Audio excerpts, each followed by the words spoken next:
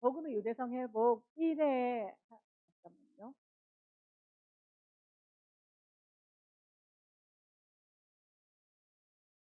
어, 1회 한 87번 정도, 87번 정도로 네, 올려주십시오. 지금 우리가 복음의 유대성 회복의 네 번째 시간인데 제가 요번 주 오늘 만일 다 정리가 안 되면 다음 주. 근데 요번 주까지 끝을 내고 다음 주부터는 여러분이 직접 책을 가지고 한 챕터씩 읽고 오시면서 그룹으로 좀 이야기를 나누고 하는 시간을 이제는 가졌으면 합니다. 그래서 제가 완전 꽉 찬 강의를 한 게 아니고 그 책을 읽기 전에 여러분이 좀 큰 주제들을 듬성듬성 이렇게 어, 어, 키포인트가 되는 단어나 아니면 개념들을 뚝뚝 건너뛰면서 제가 이야기를 드리면서 왔거든요. 그래서 이렇게라도 조금 듣고 나서 책을 읽으면 훨씬 책이 잘 읽히실 거라는 생각이 듭니다. 그래서 제가 하는 일이 페인트칠 해보셨죠? 프라이머를 페인트가 꼼꼼하게 잘 발리려면 먼저 사포질을 해놓고 프라이머를 이렇게 발라놓고 그 위에 페인트를 한 번만 칠해가지고 되는 게 아니고 한 번 칠하고 마르면 또 한 번 칠하고 마르면 또 한 번 칠하고 이렇게 해서 여러 번을 칠해야 깨끗하게 색깔이 나오고 페인트 칠이 되잖아요. 우리가 이거 한 번 들었다고 완벽하게 이해가 될 수 있겠습니까?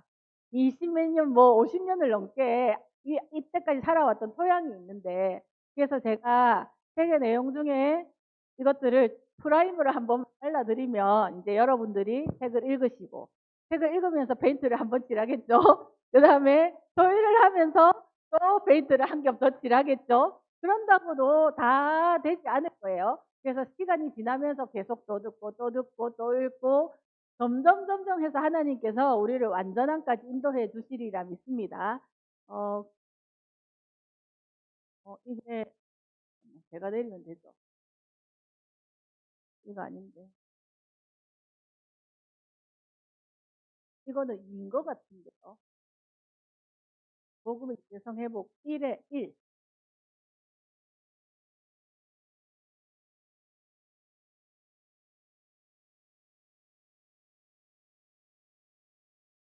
아, 그냥 요거 그냥 그대로 두시고 나중에 할게요.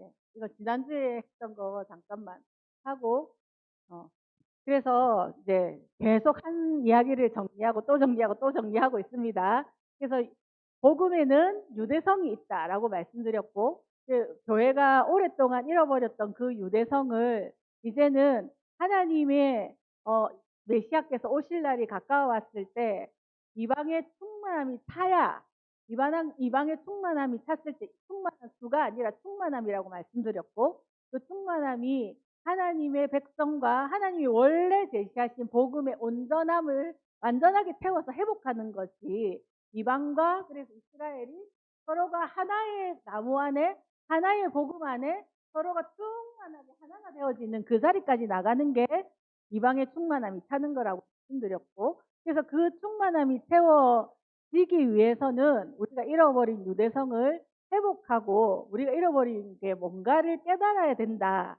이거를 지금 복음의 유대성 회복에서 H. 전 목사님께서 이제 계속 말씀하시는데, 그 안에 나오는 주제들 가운데 잃어버린 복음의 유대성을 이야기하면서 첫 번째가 복음은 예수님이 유대인이셨다. 그죠? 그 다음에 복음을 쓴 모든 저자가 유대인이었다. 그 다음에 초대 교회의 공동체는 전부 다 유대인이었다. 그걸 말씀드렸고요. 그 다음 주에는 그랬는데 그 초대 교회에서 이방인들에게 전도를 하고 이방인들이 안으로 들어오면서 이방인들에게 유대인의 것만을 강요한 것이 아니라 그들의 상황에 맞게 너희들이 유대인이 되지 않아도 예수와 안에서 하나님의 백성이 될 수 있다라고 선언해주고 복음을 상황화했다. 기억나십니까? 그래서 이방인에게 유대인이 복음을 상항하고 자신의 팔을 활짝 벌려서 그들을 자신의 공동체 안으로 껴안았다.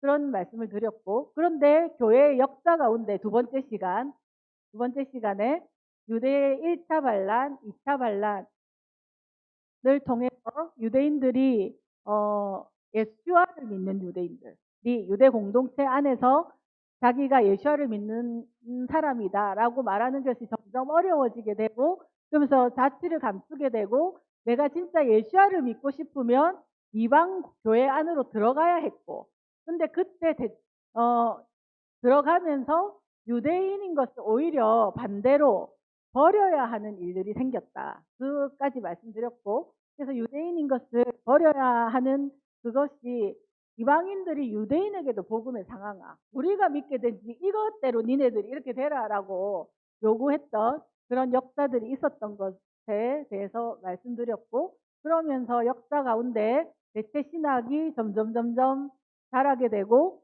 그러면서 로마 시대에 콘스탄티누스가 그죠? 기독교를 국교로 공인하면서 모든 유대의 뿌리를 다 제거하는 작업을 했다. 그래서 유대인이 할례하는 거, 안식일 지키는 거, 그 다음에 하나님이 성경에서 말씀하신 모든 것을 하나도 하지 못하게 하는 일들이 기독교회 가운데, 카톨릭이겠죠 옛날에는, 가운데서 일어났었다. 그 이야기를 드렸고, 그래서 우리가 지금 기초로 보고 있는 성경 안에서 그 유대인의 뿌리를 우리가 제대로 이해할 수 없는 부분들을 하나님께서 지금 많은 메시아닉 유대인들을 다시 일으키고 유대인들이 돌아오면서 일어나고 있다. 거기까지 다 기억나십니까? 자, 그 다음에 지난주에는 한 게 뭐냐면, 우리가 이 이방인의 충만함 안에서 전제 마시아의 비밀이 뭔가, 에베소서를 가지고 말씀드렸거든요. 그래서 우리가 자, 에베소서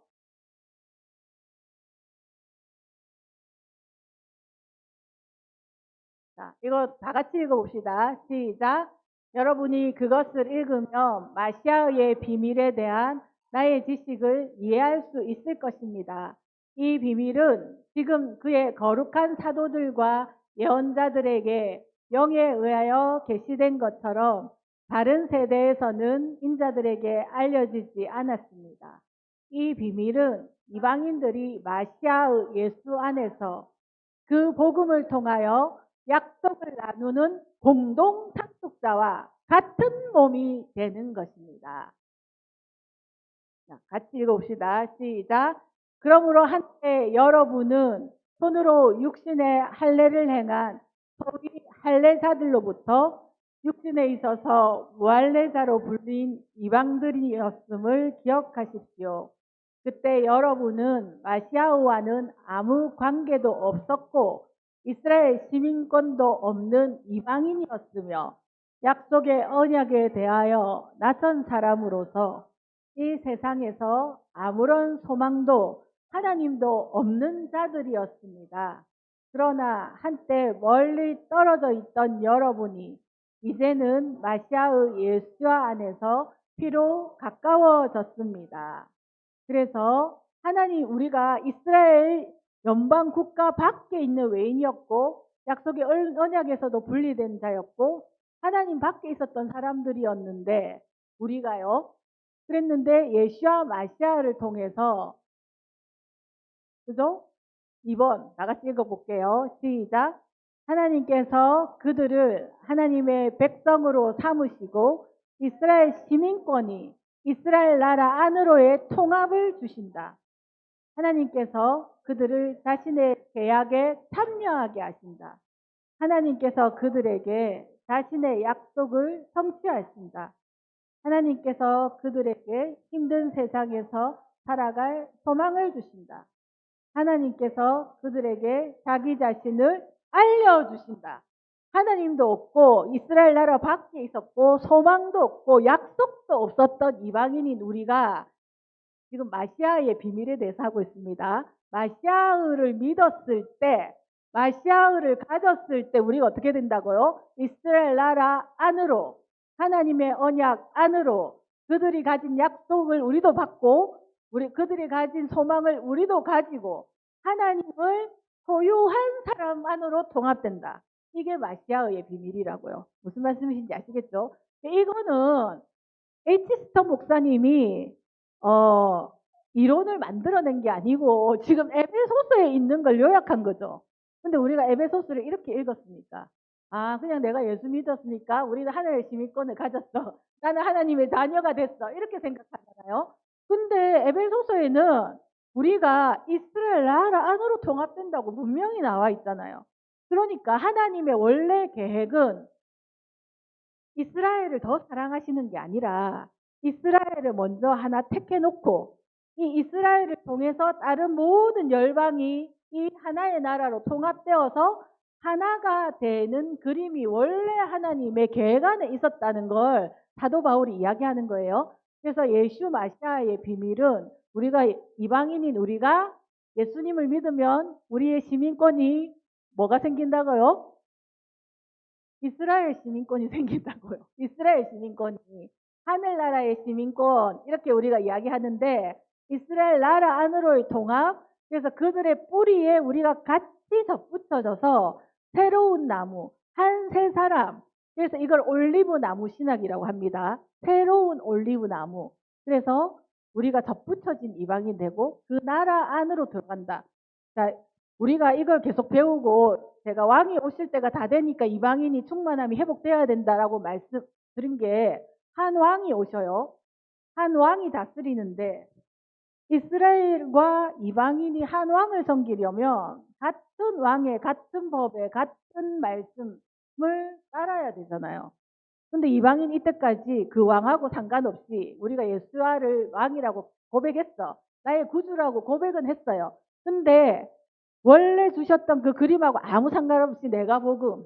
그래서 나의 구원자, 나의 구주. 이 차원에서 하나님을 믿던 이 생각이 이제는 깨지고 함께 통합된 그 원래의 그림 안으로 우리가 들어가야 된다고요. 그래서 시집 간다 이렇게 이야기하면 그 가족의 생활 방식, 풍습 이런 거를 배우잖아요.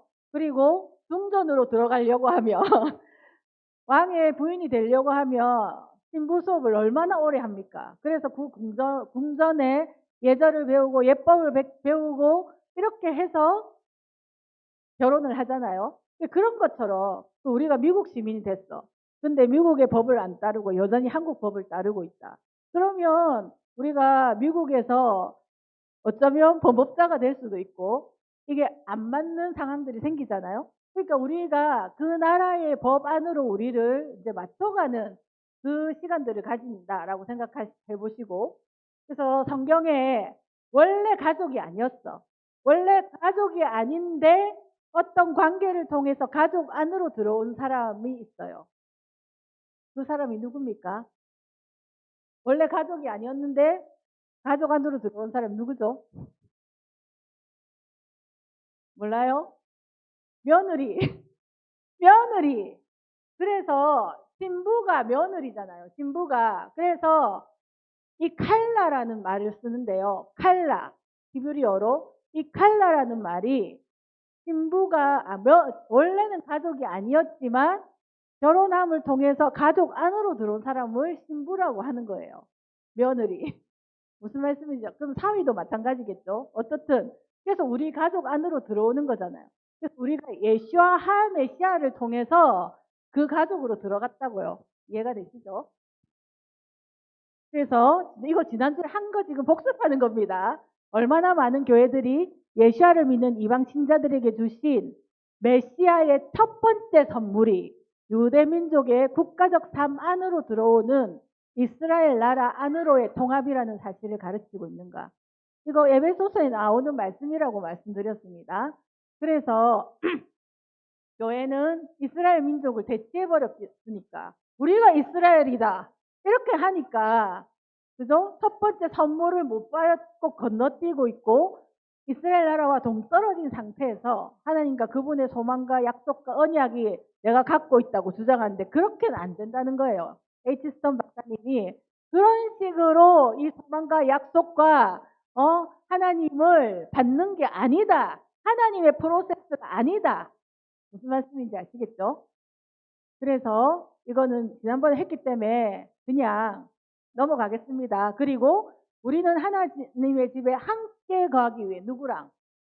원래 유대인이랑 이스라엘이랑 합당한 자격을 갖춘 이웃이 되어야 된다.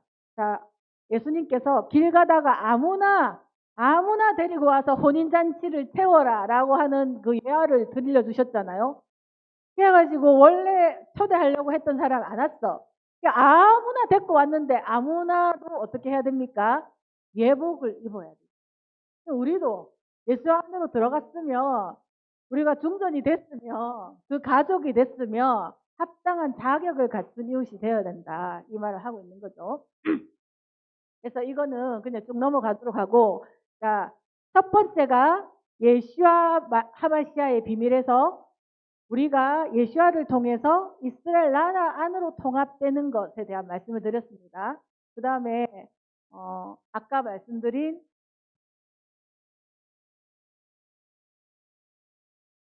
이방인의 충만 1인지 2인지 제가 헷갈리죠.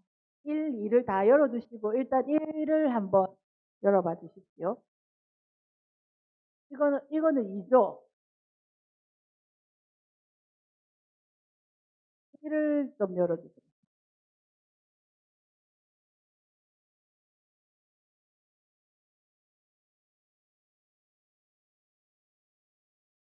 이거는 2고요. 복음의 유대성 회복 2고요. 1을 좀 열어주세요.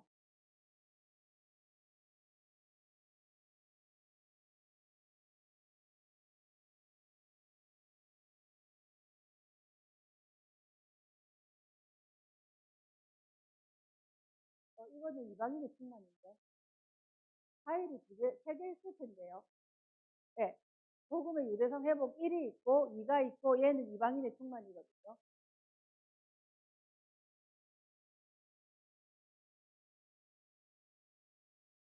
네, 사실은 목사님께서 오늘 설교하시면서 다 했습니다. 오늘 할 두 번째 주제가 뭐냐면 우리의 구원은 공동체적이다. 이게 유대인이 가지고 있는 생각인데 우리는 나 개인의 구원으로 거치죠. 그래서 나의 구원자, 내가 구원받은 그것으로 끝나는데 그것으로 충분하지 않다라고 H스터 목사님 말씀하시는 거예요.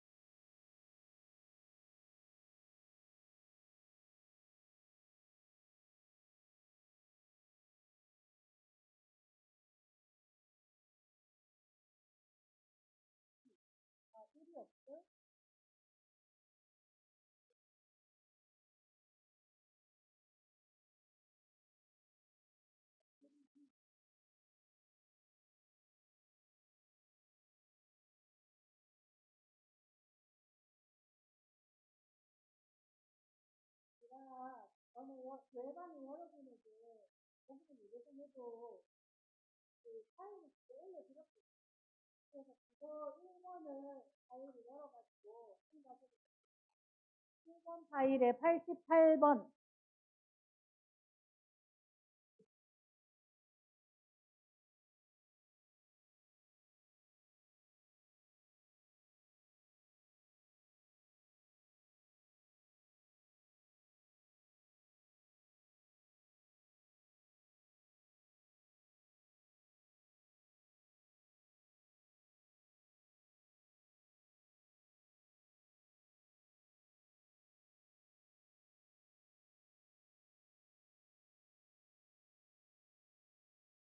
1번 파일에 88번.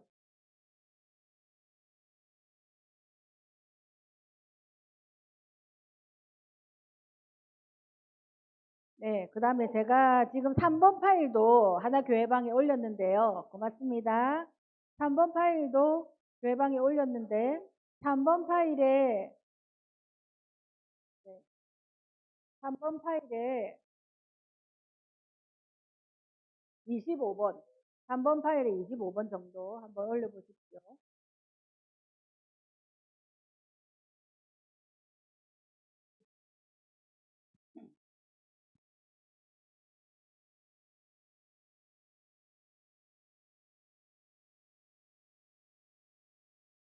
오늘 끝내려고 막 이것저것 해서 그렇습니다. 죄송합니다. 3번하고 1번하고 왔다 갔다 하겠습니다. 자, 3번 파일에 아까 C 나온 거 한번. 네, 이거. 오늘은 자, 예수와 마시아의 비밀의 첫 번째는 이스라엘 안으로의 통합을 이야기 드렸고, 두 번째, 복음은 개인적일 뿐만 아니라 공동체적이다. 자, 다 같이 읽어보겠습니다. 시작. 복음에는 단순히 개인들에만 국한되지 않은 공동체적인 측면이 있다. 유대인들에게 복음을 전하는 것이 옳다는 것을 이해하는 크리스천들 중에 가끔 부적절한 복음을 전할 때가 있다. 왜냐하면 복음이 개인만을 지향하고 공동체로의 유대 민족을 다루지 않기 때문이다. 내가 보기에 단지 개인만을 위한 복음은 유대인뿐만 아니라 이방인들에게도 적절하지 않다. 자, 그래서 이거 복음서 로마서에 나오는 개인을 위한 복음이 완전하다라고 말을 합니다. 그래서 예수와를 통해 그에게 하신 일을 개인적으로 받아들이는 것이 먼저 필요하죠. 우리가 예수님 믿고 나 예수님 믿어요. 개인의 고백이 반드시 필요하잖아요. 그러니까 개인적인 것도 필요합니다. 그렇지만 구원은 개인과 공동체 모두를 위한 것이다. 자, 여기서 전체로서의 유대민족의 구속과 분리된 개인적인 유대인을 위한 구원은 타나크에서 찾을 수 없다. 타나크는 히브리인들이 읽는 우리가 말하는 구약 성경을 말하는데 구약 성경 그 어디에도 공동체와 분리된 유대인의 구원에 대한 구절이 없다는 거예요, 성경에. 자, 구원에 관한 논의의 대부분은 유대인 전체의 완전성과 거룩함에 초점을 맞추고 있습니다. 구약을 보면 예를 들어 신명기에서 사형이나 파문에 대해 악이 너희 가운데서 공동체적 깨끗해질 수 있도록이라고 표현하는 것, 이런 것이 엄청나게 많이 나오고 있죠. 신명기나 출애굽기나 보면 유대인들은 4,000년의 공동체 역사를 통해 강한 민족의식을 가지고 있기 때문에 개인적인 복음은 그들에게 이기적이고 부적절하다. 이해되시죠?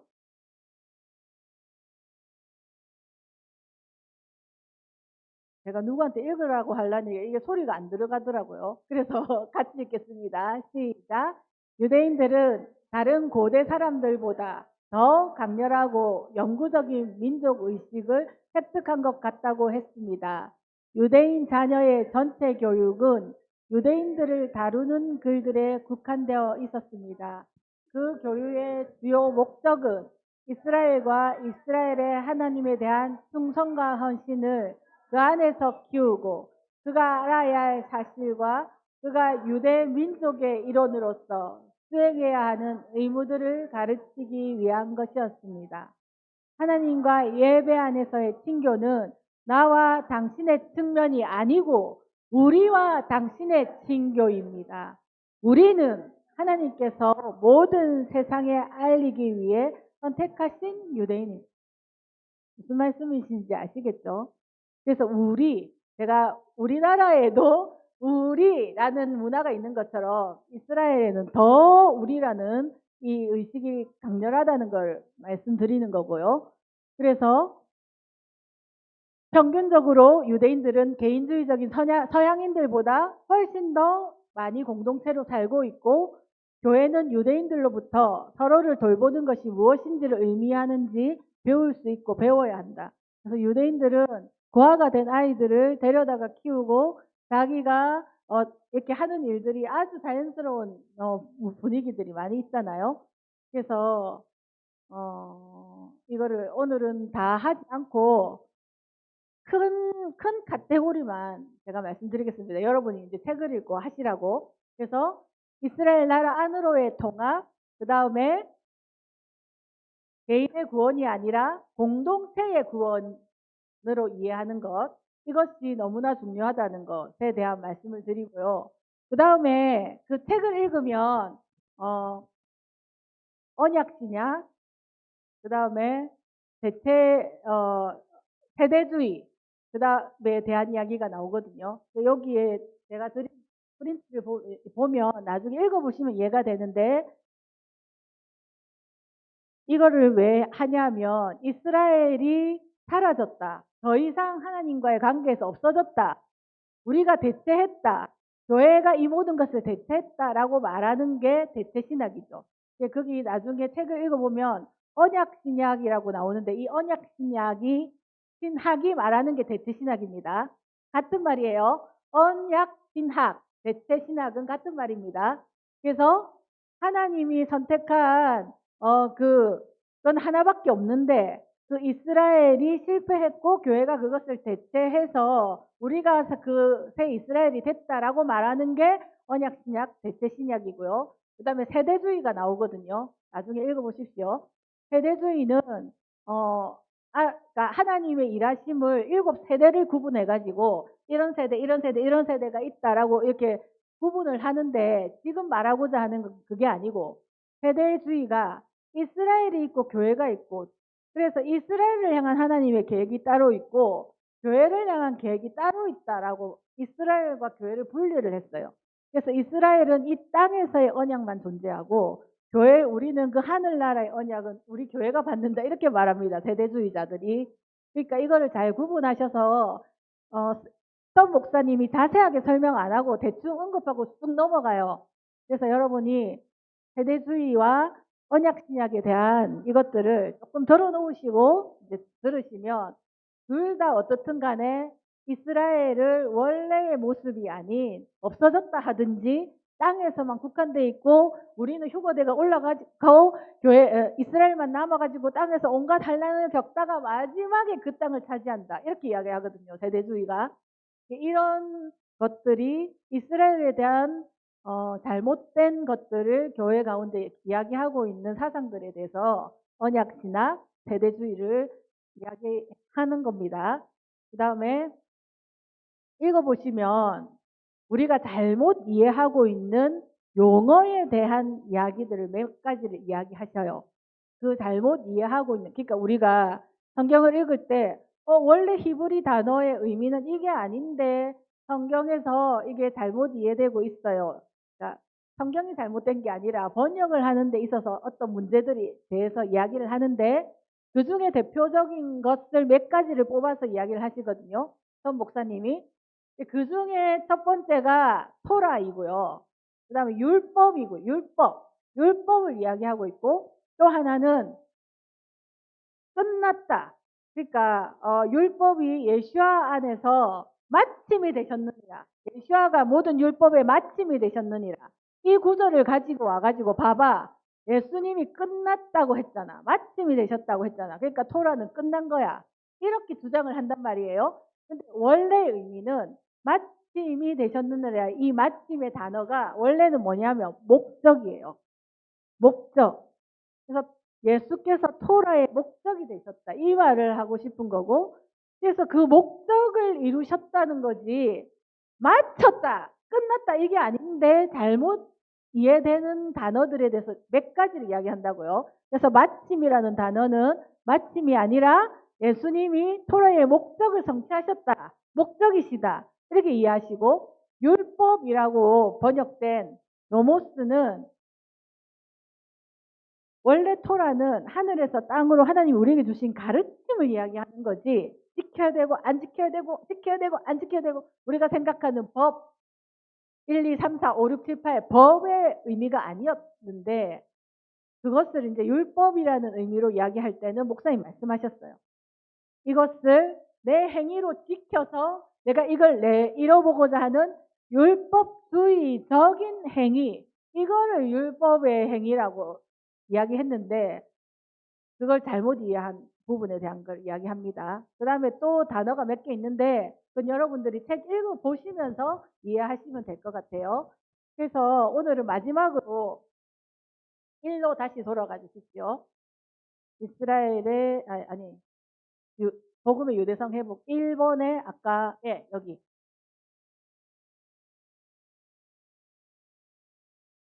제가 다른 거는 그렇게 큰 카테고리만 던지고 여러분이 책을 읽으시면서 들었던 거 생각하시면서 이제는 읽으시면 책이 술술술 익힐 거예요.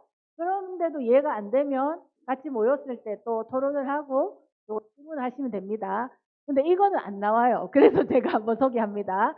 모세 임마누엘 벤 마이어, 이분이 메시아닉 유대인이십니다. 자, 메시아닉 유대인이란 말은 유대인인데 예수님을 구원자로 인정하고 예수아가 하메시아다라고 인정하는 사람을 메시아닉 유대인이라 한다 했죠. 근데 이분이 원래는 메시아닉 유대인이 아니었어. 근데 이분께서 예수아를 만나게 돼요. 그러면서 이분도 저들이 가르치는 예수아가 도대체 우리의 왕이 어떻게 가르치는가 하면서 이분도 또 신학교를 가십니다. 그래서 이분이 거의 메시아닉 유대인의 초창기 멤버, 거의 창시자 같은 분이신데, 이분이 제가 이걸 왜 하냐면 복음이 유대성을 가지고 있다라는 걸 이분이 증명하시기 때문에 제가 하는 거예요. 원래는 예수아를 몰랐다고 했죠. 예루살렘에서 예루살렘으로라는 책을 쓰셨는데요. 1920년 예루살렘에서 메시아닉 유대인으로 살아가는 이야기를 다루고 있습니다. 이분이 쓰셨는데 모세 목사님께서 모세의 커밍아웃이란 말은 내가 예수아를 믿는다 이 말이에요. 커밍아웃은 그를 메슈마드 배반자로 낙인 찍었다. 시간이 흘렀을 때 모세는 두 개의 불 사이에 서 있게 되었다고 고백한다. 첫 번째 불은 유대인의 적대감의 불. 유대인들이 그를 크리스찬이라고 비난했다. 그 다음에 두 번째 불, 크리스천들의 편협함의 불. 그를 유대인화하려는 사람이라고 비난했다. 이분이 예수아를 믿었지만 사밧을 지키고 음식법을 지키고 피를 먹지 않고 돼지고기를 먹지 않고 율법을 지키고 히치트 알죠? 기도쇼를 쓰고 그 다음에 그 절기마다 회당에 가고 이 일들을 다 했단 말이죠. 그랬더니 크리스찬들이 이 목사님을 향해서 너는 유다이직 유대하려는 사람이야.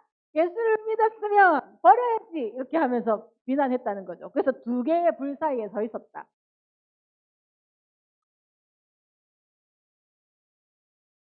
자, 이거는 눈으로 한번 읽어보십시오. 그래서 이 크리스천들이 샤밧도 지키지 말라고 하고 내가 기도 숄 착용하는 것도 그만둬야 된다고 하고 막 자기한테 그랬다라고 이야기하고 있죠. 자, 심지어는 샤밧에 테플린을 버리고 하라고 이렇게 계속해서 이 크리스찬들이 그렇게 이야기를 합니다. 자, 이분이 어떻게 예수님을 믿게 됐는가 한번 보십시오. 조그만 책이 나를 왕이신 예수님께로 인도했습니다. 오늘날 아르메니아 구역에서 유대인의 거리 쪽으로 예루살렘 가보셨죠? 아르메니아 구역 있고 유대인의 구역 있고 구역이 나눠져 있잖아요. 아르메니아 구역에서 유대인 거리 쪽으로 가는데 땅에 뭐가 떨어져 있어. 근데 유대인들은 뭔가가 이런 유인물이 땅에 떨어져 있는 거를 보고 그냥 안 지나치고 반드시 줍습니다. 그 이유는 뭐냐면 이 유인물에 자기의 야훼 하나님의 이름이 많이 적혀 있다고 생각해 보세요. 근데 누군가 밟았어. 하나님의 이름을 밟고 지나가게 만들지 않으려고 유대인들은 떨어진 유인물을 반드시 줍는다고 합니다. 그래서 이분이 주었어요. 근데 조그만 히브리어 책이었는데 세페르 하 브리트 하다샤라는 제목을 읽었어요. 새로운 언약의 책이라는 제목을 읽었다는 거죠. 우리가 아는 뭡니까? 신약 성경이겠죠. 근데 이게 그러니까 히브리어로 새로운 언약이라니까 이거 뭐 우리에 대한 이야기인가 보네. 새 언약이라고 이러면서 읽었어요. 그 다음에 읽은 문장은 더 충격이었습니다. 엘레도트 이것은 족보다 이 말이죠. 예슈아 하마시아 예슈아 그분이 마시아라고 지금 이야기하잖아요. 벤 다비드의 아들, 벤 아브라함의 아들. 이 책에 대해 한 번도 들어보거나 본 적이 없었는데 족보에 나열된 이름은 내가 어린 시절부터 대부분 들어본 이름들이어서 이 책은 유대적인 책이네. 유대의 책이네. 이러면서 계속 읽었다 이 말이죠. 그러면서 나왔던 42명의 이름 외에 다른 의미의 42가 있습니다. 쭉 42명의 이름이 나열돼 있었잖아요. 우리가 마태복음 읽어보면 아시죠? 히브리어에서 별이라는 단어의 숫자가 42. 제가 저번 주에 수도 이야기했죠. 숫자가 의미를 가지고 있다고. 그래서 유대인들의 왕의 탄생을 동방박사에 가르쳐주는 왕에 관한 책이구나 이걸 깨달았다는 거예요. 숫자 42를 보면서. 바로 이 첫 구절이 내가 익히 알고 있는 유대적인 것과 동일해서 브리트 하다샤를 몰아내고 거부하는 게 어려웠다. 누가 전도했습니까? 전도 안 했는데 적힌 거 읽다가 예시와 하마시아 벤 다비드 벤 아브라함이란 말이 푸르스바라만 빗속에서 나온 불처럼 눈앞에서 계속 어른거렸습니다. 이것이 이 조그만 책 신약 성경의 모든 관심을 쏟게 된 힘이었습니다. 신약을 처음부터 끝까지 꼼꼼하게 읽으면서 몇 가지 의문도 들었지만 아주 가치 있는 보석들도 발견했습니다. 예수와를 사랑하게 되고 예상치 않은 방법으로 인도되어 왔지만 다 이해되지는 않았습니다. 신약에 계속해서 믿어라, 믿어라, 믿어라고 나와 있어서 정말 믿음의 도약을 하고 싶었습니다. 믿음에는 두 가지 측면이 있습니다. 하나는 성스러운 면이고 다른 하나는 바보스러운 면입니다. 성스러운 면은 창세기 15장에 아브라함이 하나님을 믿어서 의인으로 인정받았다. 그래서 그 하나님 믿는 그 믿음. 그 다음에 바보스러운 면은 바보는 잠언에 나오는 모든 것을 믿는다. 약간 유머를 하고 계신 거죠. 그래서 이거를 들어보십시오. 다 같이 읽어볼게요. 시작. 유대인 이스라엘의 아들로서 믿는다는 것은 나에게 아무 문제가 되지 않았습니다. 왜냐하면 이스라엘은 믿음의 사람들이며 모든 믿는 이들의 아버지인 아브라함의 후손이기 때문입니다. 전부 다 자기 조상들의 이름이 나열되어 있고 믿음에 대해 나열되어 있고 그래서 유대인들은 예수아가 하마시아라는 것만 알게 되면 끝난다 이거예요. 모든 게 다 있기 때문에. 그래서 우리가 하는 전도 방법으로 유대인을 전도하는 것이 아니라 그들의 말씀이 그들을 전도하도록 그들을 인정하는 것. 그것이 이방인인 우리가 그들에게 다가가는 방법이다라는 걸 이야기합니다. 자, 제가 누리가 한번 읽어볼까? 메시아 왕이신 예수 아래 믿는 것이 나의 유대적인 것을 다시 일깨웠습니다. 정통파 가정에서 태어나 자랐고 내 자신을 정통파와 계속 동일시했습니다. 정통파 유대인으로 살아왔지만 정통파 유대인의 삶은 건조하고 생기가 없었습니다. 사람이 두려워서 사람을 만족시키려고 해왔기 때문입니다. 사람의 금시와 위선에 뒤섞인 채 인도받아왔습니다. 하지만 예수와께서 나를 변화시켰고 그래서 모든 것이 변했습니다. 기쁨으로 주님을 섬기기 시작했고 신령과 진정으로 예배했습니다.